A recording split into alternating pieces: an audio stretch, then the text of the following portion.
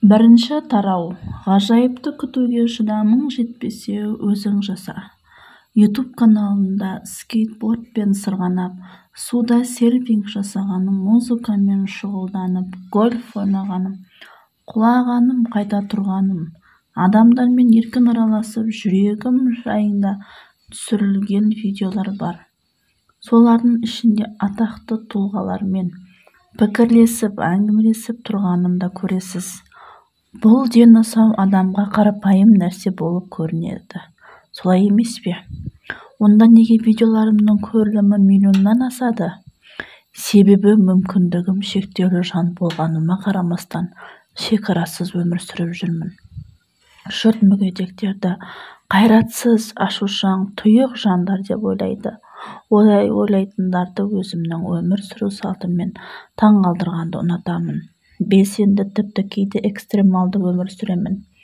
Видеоларыма жазылатын жүздеген пікірлердің арасынан жарымжан жігіттің бақытты екенін көргенде ойланып қаламын.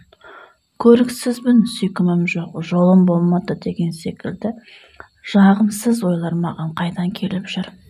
Аяқ-қолы жоқ мына бейбақ бала өзін сондай бақытты сезінгенде олай ойлауға менің қалай дәтім барады деген жазбалар жиі кездеседі.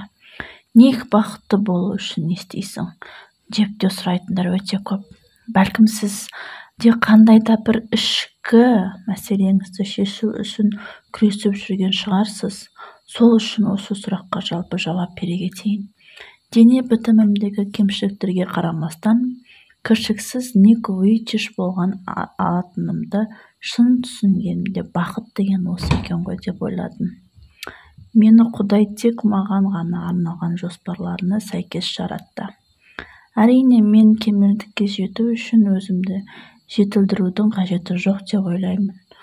Керісінше жаратушыға және әлемге лайықты қызмет ету үшін барымша кемелдену жолында күш-жігерімді аямаймын. Мен өмірімде еш шектеудің жоқ екенін сенемін. Басыңызға қандай да ауыртпалық түссе де, сіздің де дәл солай ойлағаныңызды қалаймын.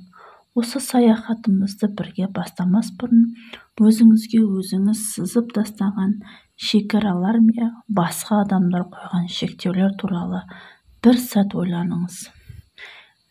Енді соның бәрі бір демде ғайып болды делік.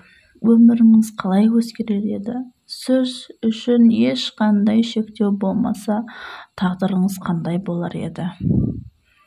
Мен нағыз мүгедекпін, бірақ соған қарамастан толыққанды өмір сүріп жүрмін.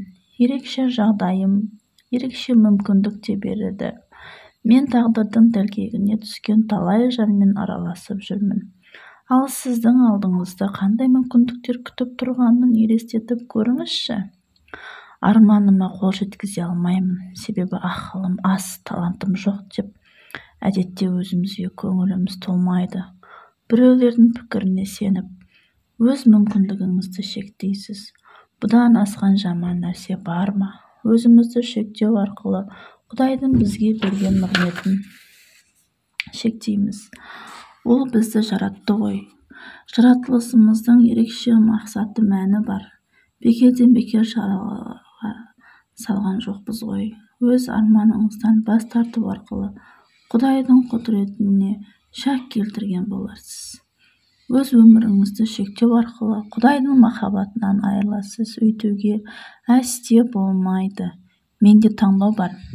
Сізде таңдау бар. Қайғыға малынып, тұмсығымызға тасқа тиіп, мұңды өмір сүріп те жүре аламыз.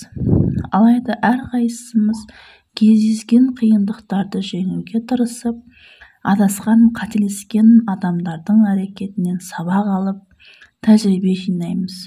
Өз бақытымыз үшін күресеміз және өз тағдырымызға жауаптымыз. Құдайдың басқа жаратылысы секілді сіз де ғажапсыз, әрі құндысыз. Бүкіл әлемнің байлығына, тіпті одан да молына лайықсыз. Құдай әрқайсымызды белгілі бір жоспармен жаратты. Біздің негізгі мақсатымыз қолдан келгенше жақсы адам болу. Көкжиегімізді кеңейтіп, ұлы істерді армандау. Жолыңызда әрқашан раушан гүлі жатпайды.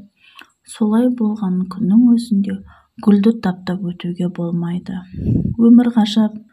Сізге айтарым, өміріңіз қандай болса да, кеудеңізде шыбын жаныңыз барда, оған өз үлесіңізді қоса аласыз. Мен сізбен қол алысып амандаса алмаймын, бірақ алаңсыз әңгімелесе аламын. Өмір қандай қорқынышты болып көрінсе де, үміт оты ешқашан сөнбейді. Жағдай қандай қиын болса да, алаңсыздап әрдайым жарық сәуле түсіп тұрады.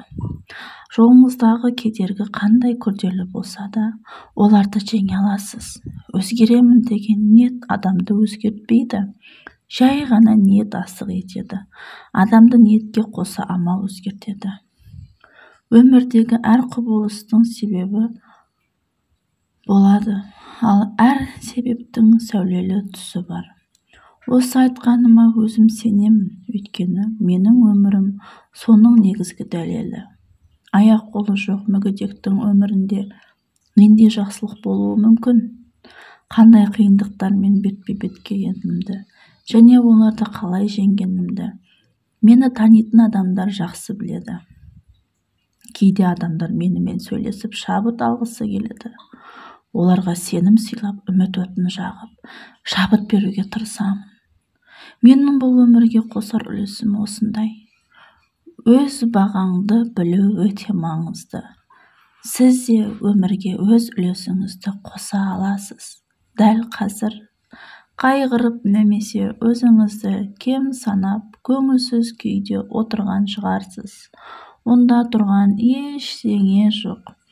Өзіңізді кем санау, өзіңізге көңіліңіз толмау, талпыныстың бастауы. Өмірдегі қиындықтар біздің шынайы болмысымызды ашады. Мен өмірімде еш шектеуі жоқ екеніне сенемін.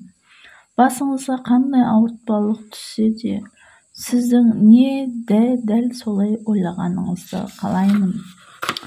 Өмір құндылығы. Әр нәрсенің қайыры бар. Аяқ-қолсыз дүние есігін ашуды да жақсы жағы барын бірден түсіне қойған жоқпын. Анамның құрсағына біткенде ол кісі 25-те болған екен. Сол кезде акушер болып жұмыс істеген. Перзентханадағы жүздеген ана мен балаға қамқорлық көрсеткен, маған жүкті болған тұстан дұрыс тамақтанған, спирттік сусындарды татып алмаған, дәрі-дәрмектерді де көп ішпепті. Тәжірибелі дәрігерлерге қаралған. Олар анамның жүктілігінде ойдағыдай өтіп жатыр десіпті. Бірақ неге екенін белгісіз анамның көңіліне бір күдік пайда болған. Толғақ уақытында жақындаған кезде алаңдап жүргенім әкеме сан мәрте айтыпты. Нәрестеміз дүниеге аман-есен келе деп үміттенемін дейді екен үнемі. Ультрадыбыстық тексеріс кезінде дәрігерлер айтарлықтай ештеңе байқамаған. Ата-анама ұл болатынын айтқан, алайда аяқ-қолының жоқ екені туралы тіс жармаған.